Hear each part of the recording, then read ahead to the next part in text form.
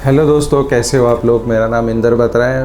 बहुत दिन बाद मैं एक और वीडियो अपलोड कर रहा हूँ क्योंकि वेडिंग सीज़न चल रहा था तो टाइम बिल्कुल नहीं लग पा रहा था। अभी हाल फिलहाल में जो वेडिंग करी है अभी मैंने, इसमें मुझे और हमारे फोटोग्राफ़र भाइयों को एक कॉमन चीज़ दिक्कत आ रही होगी। आजकल जो नई सबसे बड़ी दिक्कत जो आ रही है वो आ रही है मेकअप आर्टिस्ट की। हम शूट करने जाते हैं, मेकअप आर्टिस्ट तैयार कर रहे होते हैं और उसके बाद हम वेट करते रहते हैं। 7 या 8 बज जाते हैं, 9 बज जाते हैं, 10 बज जाते हैं। मेकअप कंप्लीट हुए हुए 8:30 बजे से वो 10:30 बजे तक अपनी रील्स बना रहे होते हैं, अपने शॉट्स ले रहे होते हैं और क्लाइंट भी बहुत ही मज़े से वो चीज़ करा रहा होता है।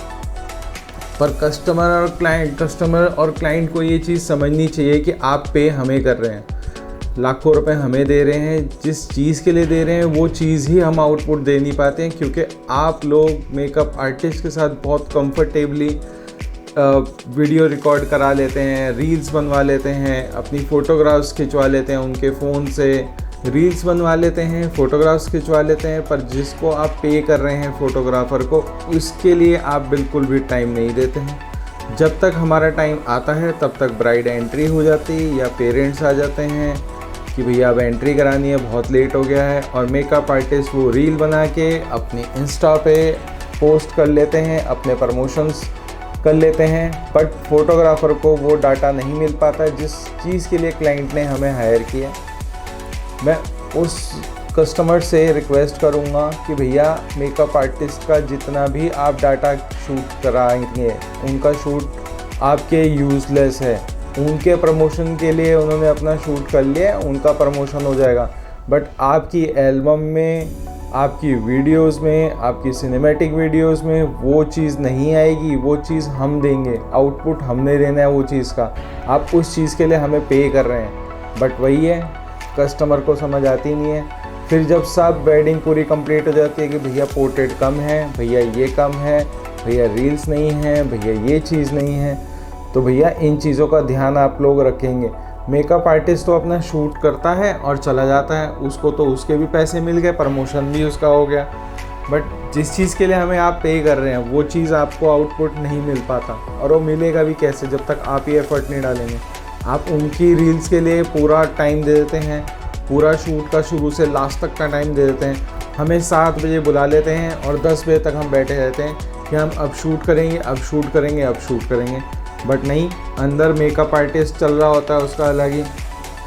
अभी हमने रिसेंटली वेडिंग करी, हम बाहर 2-2.5 घंटा वेट करते रहे। उसके बाद जब टाइम आया सिर्फ 5 पोर्ट्रेट हो गए ख़त्म। ठीक है, हमें भी कोई दिक्कत नहीं। हमने भी क्लाइंट को सेम उसी समय मेकअप आर्टिस्ट के सामने ही बोल दिया कि मेकअप आर्टिस्ट का जो डाटा है वो आप वीडियो में डलवा लेना, अगर डल सकेगा। फ़ोटोग्राफ्स लगा लेना एल्बम में जो आपने अभी तक खिंचवाई हैं 2-2.5 घंटा।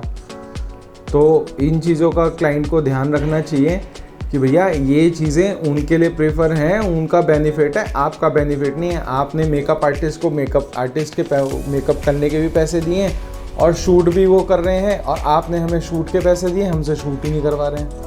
तो भैया आपकी समझ कैसे चल रही है मैं तो नहीं जानता।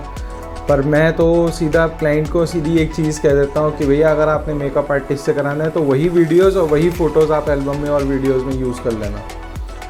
मेरे को अगर टाइम देंगे तो मैं शूट करूँगा, नहीं देंगे तो आप मेकअप आर्टिस्ट का डाटा ला देना, मैं वही लगा दूँगा। अगर आपको मेरी बात कोई बुरी लगी हो किसी मेकअप आर्टिस्ट को या किसी फ़ोटोग्राफ़र भाई को, तो मुझे ज़रूर कमेंट करके बताना, क्योंकि मैंने अभी 3-4 वेडिंग करी हैं और मुझे ये प्रॉब्लम बहुत फेस करनी पड़ी है। अगर आपको वीडियो अच्छी लगी हो तो लाइक, सब्सक्राइब, शेयर कर दीजिएगा। Thank you.